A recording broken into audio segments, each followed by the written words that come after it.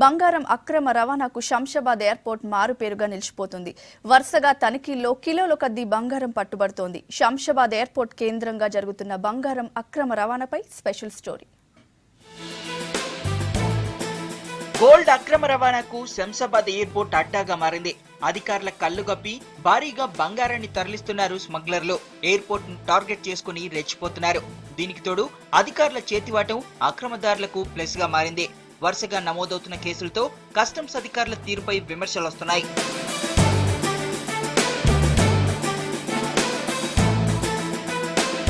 One week లోనే కేజీల కొద్దీ బంగారం దొరకడంతో ఇంటెలిజెన్స్ అధికారులు ఆశ్చర్యం వ్యక్తం చేస్తున్నారు. దీనికి తోడు రీసెంట్ గా 8 కిలోల బంగారం అక్రమ రవాణా కేసు విచారణలో నయా ట్విస్ట్ వెలుగు చూసింది. దుబాయ్ నుంచి వచ్చిన వ్యక్తి నుంచి బంగారం స్వాధీనం చేసుకున్న ఇంటెలిజెన్స్ అధికారులు విమాన సిబ్బంది పాత్రపై డౌట్స్ వ్యక్తం చేస్తున్నారు. దీంతో శంషాబాద్ సిబ్బంది కదలికలపై కన్నేశారు.